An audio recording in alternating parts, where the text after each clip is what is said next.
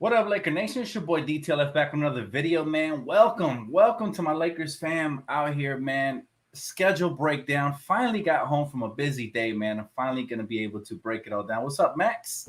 A lot to talk about actually. Not just the schedule breakdown, but I also got rumors, or should I say, a main rumor and some side rumors to talk about as well that could impact our depth at the center. I'm sure you guys probably already heard, but for those of you that didn't, bear with me, man, because we got some important breakdowns to talk about. Well, let's start with the rumor of the day, man.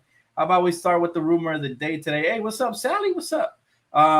Okay, rumor of the day. So, Mark Stein's reporting that it's not 110% that Marc Gasol will come back to the Lakers. Yes, I know. Right? Mind blowing. We didn't expect it. All indications were he was going to come back. And unfortunately, now it seems he's having second thoughts.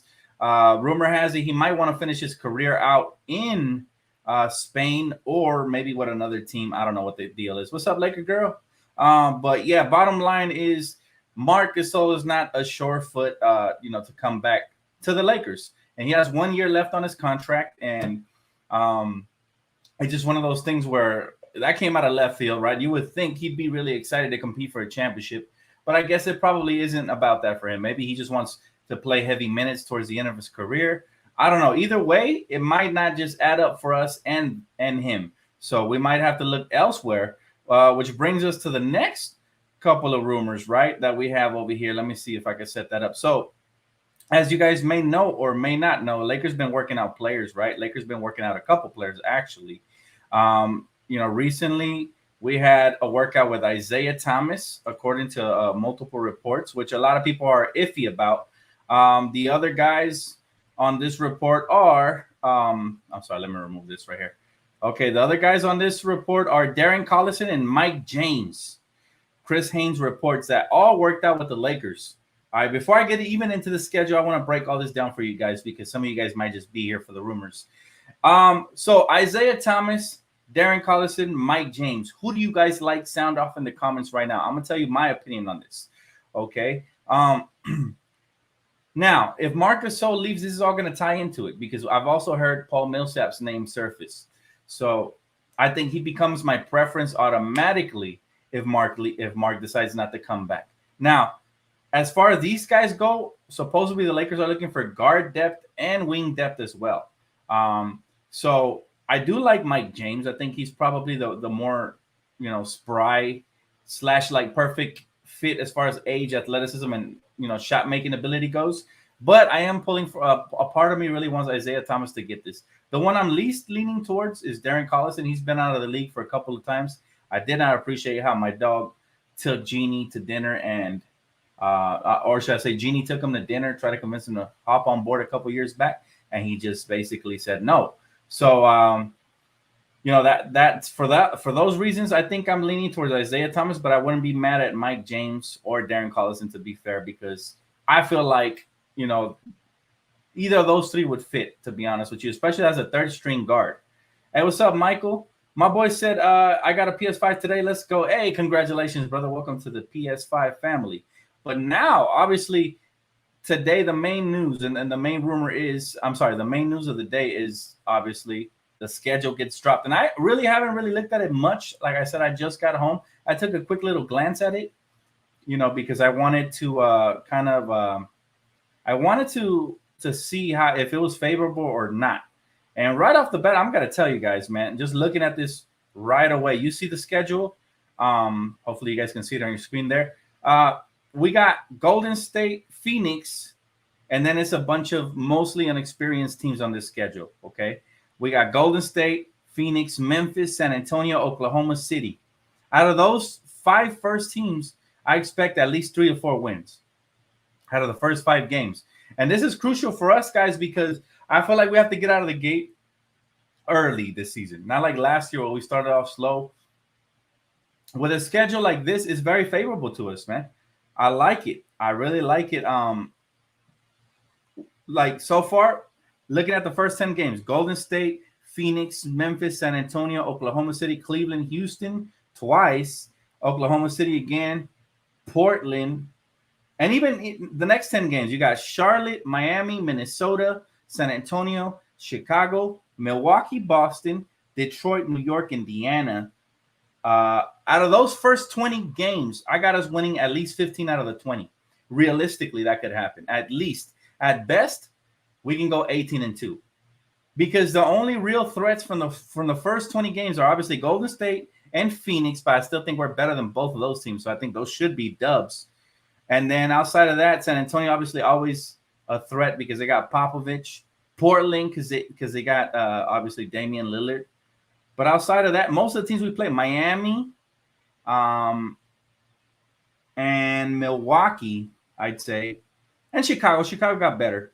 So I'd say, 8 of those teams will probably be competitive for the first 20 games. And that's very good for us because if we get off to a great start, that means now we can start really finding the proper rotations and everything. Winning cures everything. So we get off to great chemistry, great quick start. Everybody's going to feel good about our season, and it's going to be really fun to watch. My boy said, Dan, check out the Pistons schedule. It's crazy. I will probably after the video, man, I'll take you up on that. But for now, I got to tell you, man, I'm really loving the schedule. My man said 16-4. Yeah, I'm sorry, Esther, not my man. Esther said 16-4. That's very realistic. I really think we can go 15-5. We're probably a little bit more realistic because remember, we still have to find the rotations and all that good stuff. But I'll say, this is going to be a perfect time for us to find the right chemistry, the right rotations, like really favorable. And then we go on to the next couple of games, right? After Indiana, we got Sacramento, we got Detroit, Sacramento again, all winnable games. The Clippers, super winnable. Boston, okay, it gets a little bit harder, but still winnable. Memphis, Oklahoma City, Orlando, Dallas, Minnesota, Chicago, and then Phoenix again, San Antonio, Brooklyn, Houston, Memphis, Portland, Minnesota, Sacramento, Atlanta, and Memphis. That's the first half. That's the first half of the season. Very favorable. Literally only a handful of teams that I really consider a real hardcore threat. Now, of course, it's the NBA. You're going to have a couple of slip-ups along the way. You're going to lose to some teams you shouldn't have lost. This is only natural. But out of those first, 41 games or so, realistically, looking at this schedule, looking at this whole schedule, look, I'm going to tell you right now. This could be a win or a loss. It's opening night, so you're finding your footing. It could be anything. Phoenix could be a winner or loss too. We just don't know how hot they're going to come out. If they're going to build on last year's momentum, or are they going to lose to the better team, which is us? So let's just say, let's split these two to be realistic, right? 1-1. Memphis, that's another win. San Antonio, win. Oklahoma City, win. Cleveland, gotta be a win. Houston, gotta be a win. Oklahoma City. Now, this is a team that could sneak up on you. The Oklahoma City Thunder and the Houston Rockets, if you underestimate them, they can pull out a victory. So let's just give a loss to one of these two teams here, realistically speaking. Portland, it better be a win. Dame's team didn't get better. If anything, we took a major piece from them. And Carmelo Anthony. Charlotte, that should be a win. They're very athletic, fun to watch, and exciting, but they're young. Young teams usually don't win versus experienced teams like us. Miami, I'm gonna give them the win just because this is probably the hardest team we've seen in the first 10 games or so. And then Minnesota should be a win from us. San Antonio should be a win. Chicago, that's going to be an interesting game because we don't know how they're going to look. Are they going to mesh right away? Going to be able to put all that talent together, or are they going to be a scrambling middle of the road team? We don't know yet. So let's just leave that one up in the air. Milwaukee, it could go either way. Boston could go either way because we're at Boston, but realistically, we're the better team than both of these teams. So both of those should be wins, hypothetically speaking. Then you got Detroit win. The Knicks can go either way too because you're playing over there at the Garden. If they get the crowd behind them, anything can happen, but it should be a win as well. Indiana win, Sacramento win, Detroit win, Sacramento win, Clippers super win. We better smack them Clippers, man. We better smack them back to San Diego. Boston should be a win, especially here at home. We play better at home. Memphis win. Oklahoma City should be a win. Again, one of those dangerous teams you can't underestimate. Orlando should be a win. Dallas should be a win, either unless Luka goes off and then we're having an off night or whatever. But looking at this first half of the schedule, I don't see us, for the first 41 games or so, I don't see us having more than 10 losses. I really don't. Max. So by then, we probably 31 and 10. Worst case scenario. Best case scenario, we probably 35 and like 6 or something, you know? So this schedule is really good for the Lakers, man. I'm excited. Let's go, baby. Let's go. This is a perfect platform for us to take off. You know, we're setting up the tone nicely. And then obviously the second half of the schedule gets a little bit harder, but we're so stacked that by then we should have, I say, give us the first 41 games or so. And we really will be able to kind of take off on teams for surely. And then if you go over here and you look at the second half of the schedule, you got Sacramento again, win, Denver, coin flip, you know, Utah, coin flip, Indiana, win, Orlando, win, Miami, maybe by then we'll get it together, win, Brooklyn, win. I got us winning those games because obviously, one, because it's on TNT, two, because it's a Christmas Day game, and even though we're at Brooklyn, which I don't like, it should have been at Staples Center. But even though we're at Brooklyn, I have the Lakers winning that, man. LeBron James, Christmas Day, fireworks, man. With Russell Westbrook, AD, and the new squad, I got us winning down. That's the game I'm looking forward to the most, to be honest with you, next season. But then you got Philly, coin flip, Charlotte. It should be a win. This is going to be like a 1, 2, 3, 4, 5, 6 game road trip that ends in Atlanta. And then you got Portland at home, so that should be a win. At the Clippers, which is, again, at our house, that should be a win. New York Knicks at our house, win. Milwaukee at our house, win. Portland over there in Oregon, that's a coin flip. You know, Dame could get hot in front of his home crowd. At Golden State, that's a coin flip, but I got us winning regardless. Utah at our house, again, Clippers always at our house. New Orleans at our house, Dallas, all those are going to be wins. Clippers again at our house. We're going to sweep the Clippers this year. Watch. Golden State at our house. I'm hoping for a win. I really am. Could be a coin flip type game, though. San Antonio. At San Antonio, another coin flip type game. At Houston, we getting that one. Washington should get that one. You know, Phoenix. You know, we got Phoenix. In Phoenix, anything can happen. So coin flip game. Toronto, we got that. Minnesota, we got that. At Toronto, should have it. Washington, Cleveland. That little 4-game road trip right there that ends in Cleveland, it should all be a sweep. That should be a sweep because all those teams are not really contenders. And then you got Philly, coin flip because it's on ESPN, and sometimes, you know, the refs really act up on ESPN. At New Orleans, should be a win on our part. At Dallas, at Utah, all wins. We should win out the rest of the season, to be honest with you. By then, we should be firing on all cylinders. Matter of fact, we might lose a couple of those because guys might be sitting out to end the season. I'll take questions right now, guys. But all in all, my prediction for this season, okay, and that's give or take. Some games will be coin flip games. Some games we will drop the ball versus lesser teams.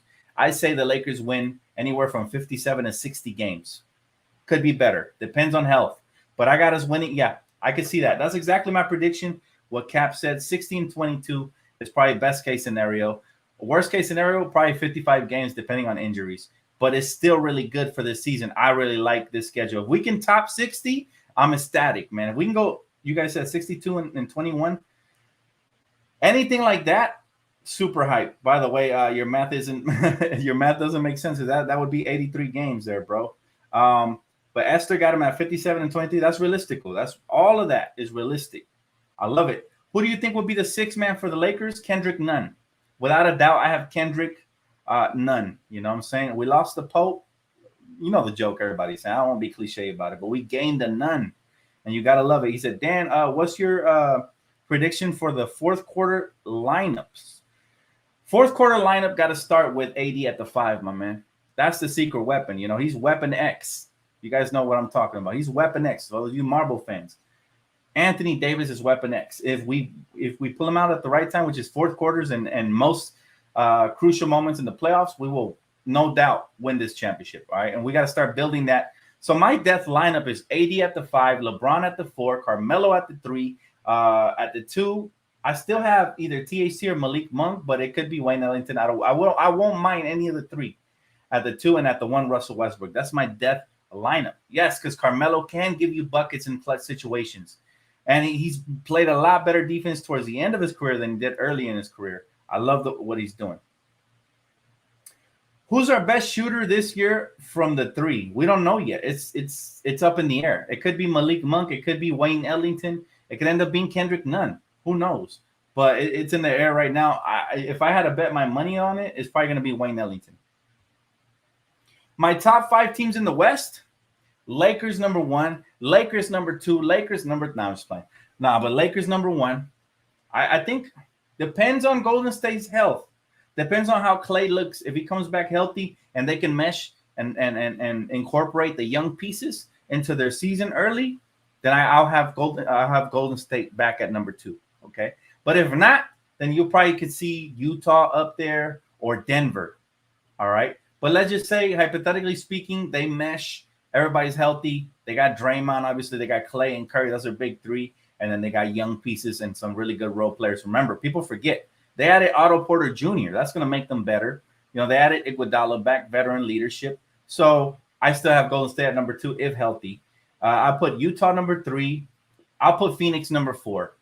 And number 5, geez, number 5 is tough, man. Who am I forgetting? Somebody remind me. Who would you guys put at number 5? I'll leave it up for you guys to decide. But those are my top 4 in the West for sure. Dan, everyone says Braun will rest, but never really does. Do you see him load managing this year a little more? The way I see him load managing is very different. Hey, what's up, Kevin? The way I see him load management, and that's a good question, by the way, is very different. I see us blowing out teams early in the first half and him playing limited minutes in the second half. That's the way I see him. That's really the way I see him load managing. That's the only way. We know guys like LeBron, Jordan, and Kobe are super competitive. They don't like to sit out games. They don't have to. But we'll see. Again, we have more than enough depth to be able to take over games and finish strong. People don't understand how good we're going to be this year. The haters are mad. They didn't even put LeBron James as a top player in the league. Nobody voted him. To me, he's still the best player in the NBA right now. To me, he's been that ever since Kobe retired. And even before Kobe retired, he had already taken over because Kobe was injured the last couple of years. So he's been holding the throne. Nobody has dethroned him yet. Only reason we didn't make it out the first round was due to injuries, and not just LeBron, AD, everybody. But people forget we were up 2-1 when AD was healthy, even with an injured Bron. So LeBron hasn't given up the crown yet, and I don't think he ever will till he retires from basketball. Honestly, he's that good. He's just going to keep adapting. As he loses his athleticism, his basketball IQ will go through the roof. He said, Kendrick killed us last season. He's a dog. I'm looking forward to it, man. Kendrick, THT, you guys saw how slim THT has gotten, right? With his whole boxing regimen and his summer workouts. The kid looks amazing, all right? He's toned up and cut down. The baby fat is gone. The rookie weight is gone, man. He's no longer built like a fridge. You know what I'm saying? He's no longer squared. Now he's got some shape to him where he can get to his spots probably a little quicker. And it's going to help him on both sides of the floor. I think he'll be posterizing a lot more people this year because, remember, last year he was just this much away from finishing those posters. The ball would rim out or something crazy would happen. This guy would have been a highlight reel this year, though, had he finished some of those. So I think THC will be posterizing a lot more people with that weight loss. He probably lost like 15 to 20. Who knows? Or he probably just kept the weight, just turned it into muscle. Regardless, we love it. He said Mavs the 5th seed. Yep, I could give it to the Mavs. That's solid for sure. The mini big 3 is Nunn, Monk, and THC. You know what? Yeah, those are probably my top 3 players that are under 30 that have the ability to take over certain parts of the game. Now, obviously, none of them can really take over a whole game yet. If not, they'd be all-stars, right, consistently. But during certain games, matchups will favor them. They're going to exploit those matchups. And during certain times, those players will come up clutch. So, man, I'm looking forward to it. Hey, what's up, Alex? I'm doing great, man. I'm doing amazing, bro. Got a great workout this morning. I hit 2 game winners, in the gym. So it's always fun playing basketball. And I was wearing the Trae Young jersey while I was doing it. So they were calling me Trae in the gym today. He said, will you do a live reaction for opening night versus the Warriors? Sure, man. If you guys want that, instead of pre and post game for opening night, you guys got it. I'll probably put up a poll because I always, I'm the people's champ. So I want what people want. And whatever you guys vote, man, should be awesome. Either way, I'm happy, man. I'm gonna be excited that night. He said DTLF is Melo in our starting five or on the bench for depth. I'd bring him off the bench, but I could see him finishing games because he has that veteran leadership and experience. So, he said, Dan, do you hear about Patrick Beverley if he gets bought out and Paul Millsap? See, the only reason I don't believe that Beverly rumor is because, number one, I throw up in my mouth the moment. If that happens, I would throw up in my mouth. And then, I put my pride to the side and my ability to make fun of Patrick Beverley his whole career to rest. And obviously, I'm going to root for him as a Laker if that happens. But it's just, I don't see the fit for multiple reasons. Number one, why would the Minnesota Timberwolves trade for him, give up a ex-lottery pick in Jarrett Culver, and then just cut him? That doesn't make any sense. They're giving up a young asset for nothing. I don't see it happening. That's the main reason. Reason number two, Patrick Beverley is not that good. All right. People give him too much credit. Does he play solid defense? He's okay. There's better defenders in this league. Drew Holiday's a better defender, and he could actually score buckets on the other end. To me, Patrick Beverley actually works against you because he pisses off the opposition, and they don't forget that. Just like Damian Lillard, then they end up going off on your head, and it's worse. That's the number two reason I don't want. But the number three reason why Patrick Beverley is probably not going to be a Laker is because of Russell Westbrook. They have a horrible relationship. He has injured Russell Westbrook and multiple other players in this league multiple times. So, yeah, don't hold your breath for that one. I was hypothetically throwing it out on Twitter the other day, but yeah. He said, you tell the truth, bro, all the time. I like you. Keep grinding. Appreciate you, Keith. Thank you, man. He said, because he's in an expiring contract, clearing cap space for a star push. I don't see it. I just don't see any stars that want to go to Minnesota, man. He said, hey, Dan Stradamus, I like that. He said, there is a news that Marc Gasol won't be back. What are your predictions for our options at center? Watching you here in the Philippines. Go Lakers. Thank you, Mark. Appreciate you, man. Shout out to the Philippines. My prediction is Marc Gasol will return to the Lakers. I don't think that he's going to forego his final year. There's no better place to play him, number one. Number two, unless he's ready to move to Barcelona and finish his career there, it just wouldn't make sense to him, right? Why not just finish a year out with a championship and go out the right way? Come on, Mark, what are you doing? We could use you off the bench, bro. High basketball IQ. He can space the floor. And, as a 7-footer off the bench, he's way more lethal than a starter. He can't let his pride get the best of him. He's not going to start on this team. And if he does, it'll be limited minutes, period. You guys are giving me some homework today, huh? Dan, name the number 1 through 10 seed in the West. Man, I got to think of that, bro. I got to think of that. And I don't want any teams to slip. So let's see. 1 through 10. This guy gave me some real homework. I got to think about that, man. I really do. Well, last year, the way it was, the Western Conference, it was Utah 1, Phoenix 2, Denver 3, Clippers 4, Dallas 5, Portland 6, Lakers 7, Grizzlies 8, 9 for Golden State, and 10 for San Antonio. This year, I'm going Lakers at number 1. Okay. I'm going to go Golden State, if healthy, at number 2. I'm going to go Utah at number 3. I'm going to go Denver at number 4. I'm going to go Phoenix at number 5. I'm gonna go Dallas 6. I'm gonna go.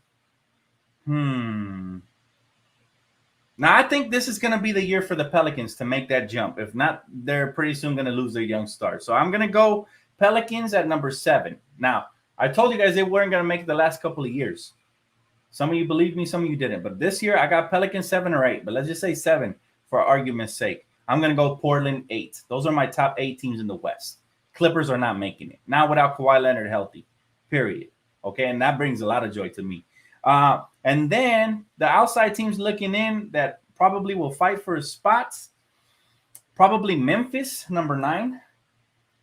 And let's see, who am I missing here? Memphis, number 9. And I'm going to, I'm going to give the benefit of a doubt to the Oklahoma City Thunder at number 10. That's the way I got the West this year. Believe it or not, that's way too early predictions. Remember, there's still a lot of things that have to go down training camp. We still have to see how Golden State looks with Klay Thompson back, all that good stuff. It should be fun. Rockets not making the playoffs. Mark my words. I'd be shocked. I love the young player. I love Green, but young teams just don't have success during the regular season. It just historically, I mean, think about it. The Pelicans had one of the nicest young cores for the last couple of years, and they couldn't make it. So, he said, DTLF, can you do live reactions for key matchups? I got you guys, man. As soon as these games start, I break it down pre and post game, and I'm gonna do live reactions during certain games this year. I'm gonna be a lot more active. Trust me, man.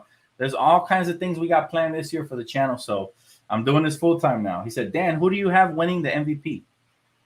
I'm hoping it's Anthony Davis or LeBron James. That's what I'm hoping for, but it's way too early to even predict an MVP. Health factors into all this. Obviously, how many minutes everybody plays, everything matters.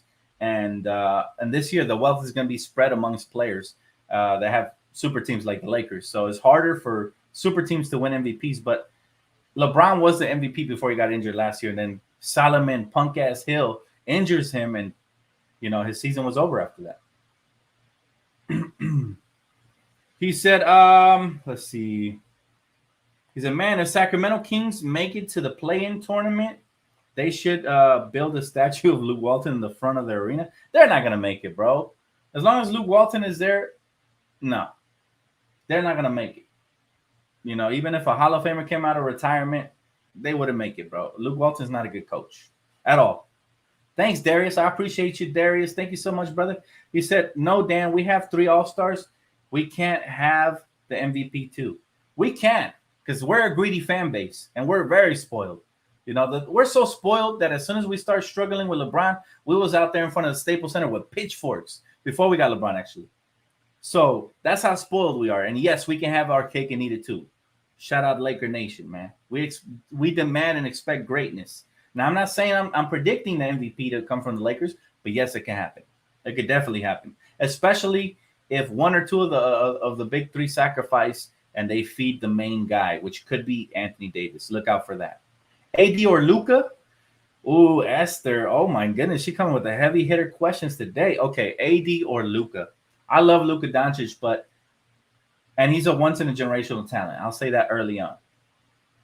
But guards with those type of skill sets, there's a dime a dozen in this league. You got Curry. You got Trae Young. I mean, the list goes on. You got so many skilled guards that could score from anywhere in this league. You know what you don't have, though? There's not a lot of 6'10", 7 feet guys who can handle the rock, bring it up in transition, finish above the rim, protect the paint, rebound like no other, has great high basketball IQ like Anthony Davis. Anthony Davis doesn't grow on trees, so I'm sticking with the unibrow. And yes, I'm biased, but I'm sticking with the unibrow. He said, will you let Marc Gasol play like JaVale McGee role with him starting but playing about 15 minutes? That's something that Frank Vogel's going to have to figure out. I'm glad that I don't have to make those decisions. Those are Frank Vogel decisions. But yeah, that could work out for floor spacing purposes. We could start out with Mark, but then, he could end up with 15 minutes and then Dwight could end up with 25 or more. So yeah, I mean, that would be dope. It doesn't matter who starts. You guys know what I'm all about. I'm all about winning.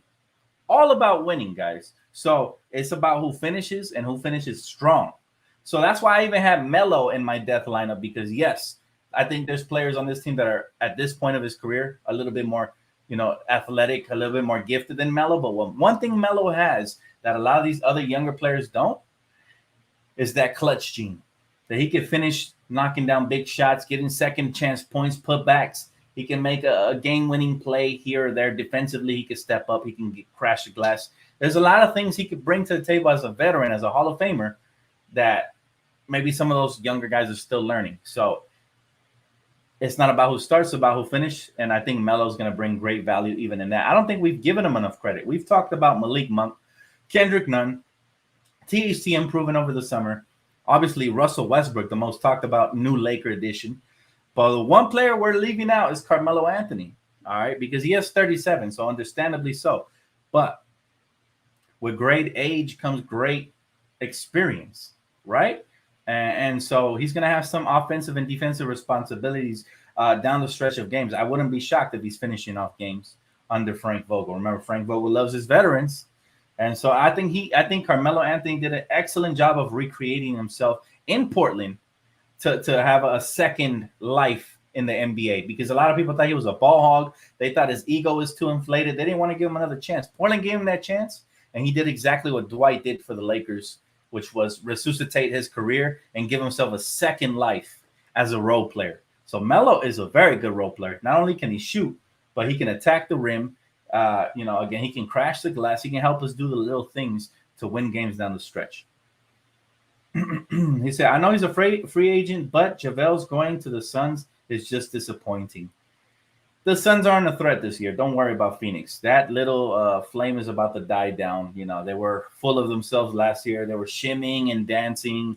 And this year we're going to put them back in their place. Phoenix is just not it, man. They had a good run. Congratulations. That's as close as they're ever going to get to the championship in a long time. He's a future Hall of Famer. Don't get it twisted. Melo is a killer. Yes, sir, Kevin. You know what's up. You and me been watching games for a long time, and you know exactly what happens. I feel like sometimes these veteran players or role players get undervalued on a roster with so much talent like the Lakers have. Now, don't get it twisted. I think the biggest impact in the season from all the new additions will be Russell Westbrook, hands down. I've been watching film of him on the daily, and I'm just like the pick and roll and transition game for the Lakers is going to go to the next level. It's going to be similar to when we had Lonzo, but with a more aggressive slasher and just more aggressive steroids, man. They don't make a lot of players like Russell Westbrook. Out of respect, I've been calling them steroids for years because this man never gets tired. It'll be overtime. He's still going coast to coast in overtime. And sure, sometimes that could be bad because he could turn the ball over or try to do too much. But most time, I'd say 90% of the time, his energy is good on the floor. Dan, the play-in tournament should be teams 8 through 11 for the A seed, in my opinion. I mean, that's not a bad suggestion, and I'm sure they're going to refine that play-in tournament. But I really do like the play-in tournament, like a lot, because a lot of teams, I'm talking 1 through 10, usually, even through 12, because some of those guys at the end of the season will have a chance to battle for one of those positions. So I say 1 through 12 in the West won't be tanking. They're only probably they're taking the tanking down from 5 to 6 teams per season, and each Western and Eastern Conference. So I say about 10 to 12 teams down to about 4 in total. That's huge because you get a lot more competition. Those games that were played between the Lakers and Golden State and Memphis and all of them were legendary, guys. Those are great games. That's like a mini playoffs before the playoffs. It's a one game, sometimes it's a 1-game elimination, sometimes a 2-game elimination, but it has that March Madness feel to it, to the NBA. So I think it was a genius addition. I disagree with King James, and I'm looking forward to seeing it continue to, like you said, get revamped. Maybe that would be a good idea. 8 through 11 or whatever. But I don't mind 7 through 8. Here, at the end of the day, the top 6 seeds in each conference get rewarded for dominating their season. The other 2 teams were fringe teams anyway, so they should be able to have to solidify themselves anyways. May the best team win. Dan, I think the Warriors are going to be good. Yeah, I think so too. But how good is the question? And I can't wait to find out. I still think we're the best team in the NBA, but especially in the West. That's why Kobe respected Westbrook, because he gave 110%. Kevin says that's saying a lot with Kobe's work ethic. Exactly. And for those of you guys that have read the Mamba Mentality book, you guys know that the number one thing he talks about that he had to work on was his cardio. Yeah, he was lifting and all that too, but his cardio, he said, if I could run up and down and run circles around the opposition, then I already have the advantage. You guys read that book, you understand that players like Westbrook are rare because the league is filled with athletes and almost everybody's in shape. But if you have a player that has a second lung and can outperform as far as hard work goes, just like Trez did last season for the majority part of the season, that's an advantage. That energy is infectious, and it just gets your whole team to play a lot harder. I'm not buying the Warriors. I am. I think if Klay comes back as healthy as Kevin Durant came back, that could be a very dangerous team. All right. I really like their 7th overall pick.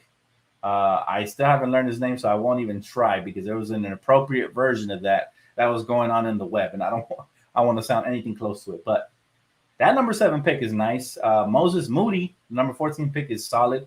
Last I checked, they still got Wiggins, who had kind of a breakout year last year between the Timberwolves and Golden State.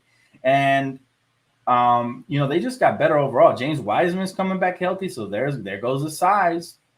Overall, it's just that's an interesting team. It intrigues me, and they have a good blend of veteran leadership and young players that are hungry. So that could be a very dangerous team in a 7-game series. I would hate to face them in the first round, but we're not afraid, right? As a Laker fan, we know we got the best team. But I would rather see them sometime down the road when your team has it going in the playoffs already. My boy Young Elder, thanks so much for the donation, bro. He said we need anywhere between 6'5" and 6'7" players that can shoot and defend. We got some, Young Elder. We got some this year, bro. Kendrick Nunn, what is he? 6'2", 6'3". Wayne Ellington, same thing. Trevor Ariza, 6'7". We got some decent sizes here. Now, could we add another wing? Sure. You can never have too many wings or too many bigs, too much size. But if we get Paul Millsap, I think he still has something left in the tank.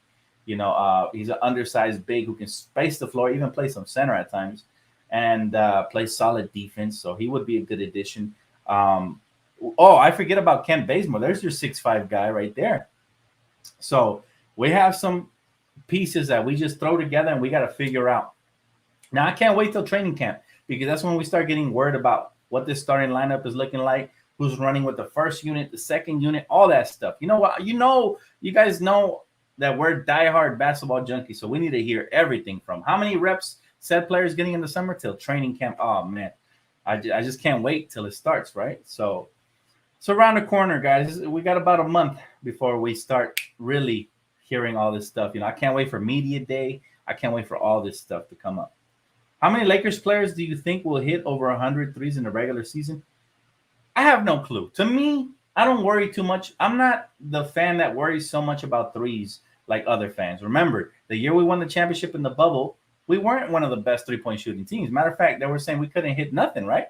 A lot of teams had us being eliminated by Portland in the first round because we couldn't hit. But we still won the championship. Why? Obviously, our star power with LeBron and AD, plus the size and veteran leadership and role players, we just had the right mix. Now, I feel like this roster right here has the right mix. And by the way, been hearing rumors about Jared Dudley being added to the coaching staff. So that might come to fruition, which a lot of us Laker fans wanted because he's great for the locker room. But we could end up using that roster spot later. Don't underestimate the heart of a champion. I'm not saying Warriors will win a chip, but they're a very dangerous team, though. Absolutely. We can't really overlook anybody. It's the NBA. Any given night, any team can win, no matter who's on your roster. We can go up against Houston, and they can end up blowing us out if we don't come ready to play, because they're young and hungry. And sometimes, that's a recipe for disaster. That could be one of those trap games. Which players do you think won't get the minutes? Oh, man, those are tough questions because, again, it's way too early to tell, man. Training camp hasn't even started. Frank Vogel has been unpredictable, right? Nobody expected Trez to get minimal minutes. But if I had to guess, right, which players will get the least amount of minutes, let's see, looking at the roster, I'd say probably that's on the roster right now, probably Kent Bazemore. But we still got roster spots to fill out. But he's probably the highest candidate to get the least amount of minutes. Everybody else is going to get heavy minutes. Like LeBron, obviously. Russell Westbrook, heavy minutes. Carmelo, heavy minutes. Anthony Davis, heavy minutes. Dwight, heavy minutes. Malik Monk, heavy. Kendrick, heavy. Taylor Horton-Tucker, I hope heavy. He deserves it. Wayne Ellington, heavy. Trevor Ariza, heavy minutes. 3-and-D wings always get heavy minutes. And then we got Marc Gasol, who's up in the air. We don't know. He might be an odd man out too. Maybe that's why. Maybe they told him something about that. Maybe that's why he's thinking about not returning. Who knows? But there's still options to have. My man said DeMarcus Cousins to replace Gasol if he decides not to come back. Yes, I think that would be an excellent replacement. Why? Because he could also space the floor. Also has good size and sets good screens and has a high basketball IQ. Dan, you prefer the Lakers to sign James Ennis III and Darren Collison from the or Tim Frazier and Jakar Sampson? The first two. The first two for sure. Although I don't mind Jakar Sampson, he's a hard worker. You know. Dan, they just reported that the Warriors and the Nets are looking at Paul Millsap. That genuinely seems to be the case. When the Lakers want a player, everybody else wants to get involved. That's okay. He's not going to make or break the Lakers season, but he would be a solid veteran to add. I would be excited if we get Paul Millsap. I really would. I think he's the best available free agent right now as far as versatility goes. You know, and I'm kind of shocked he's still a free agent, but maybe it's been him assessing all his options. He said Westbrook swings it to LeBron. LeBron swings it to AD for 3 over KD. Bang. I look forward to that Christmas Day game, man. Imagine after opening up all your Christmas presents, spending time with your family, and then you got that game, man. That's going to be a blast. He said Rondo should go back to the Lakers. Again, I'm not so sure about that fit. You know, I love Rondo, but what about the fit, right? The fit matters. Fit matters. But again, I don't have a problem with anybody coming in as a third stringer for sure, right?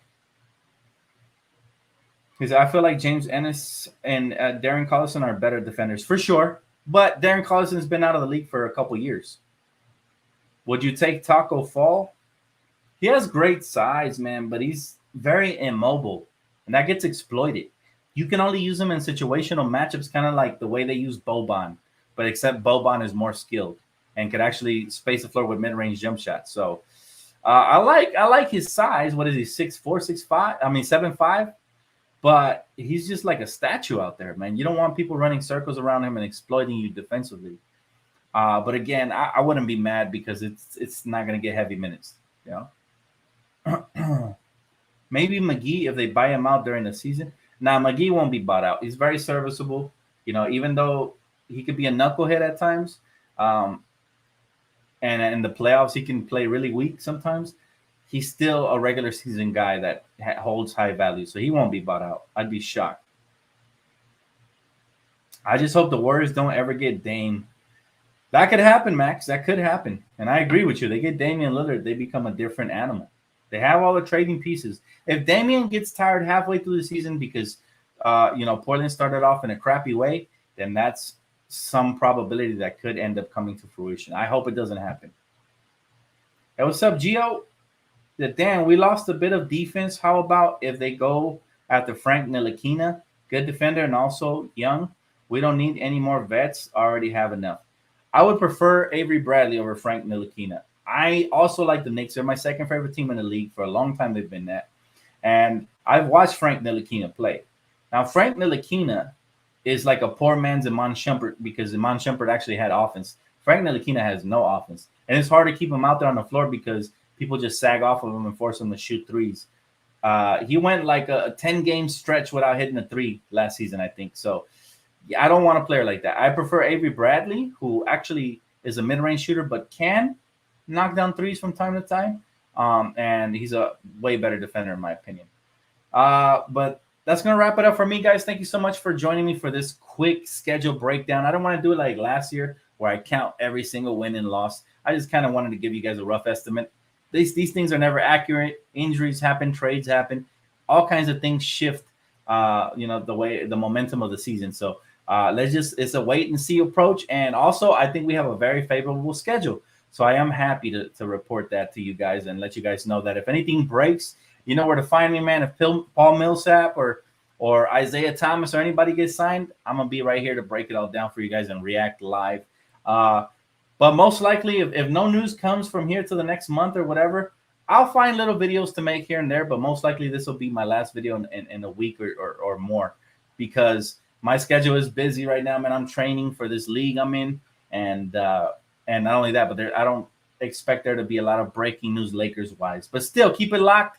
If anything breaks, I got you guys, man. Much love, Laker Nation. I can't wait, man. I can't wait till October rolls around. So many amazing things happen in the month of October. So, it's my favorite month of the year. And I'll see you guys real soon. Hopefully sooner rather than later, man. Stay up, Laker Nation. Much love. Make sure to smash the thumbs up on your way out, man. It truly helps the channel. If you already haven't, please consider subscribing. I'll see you guys real soon, man. Have a great rest of your day, guys. Peace out.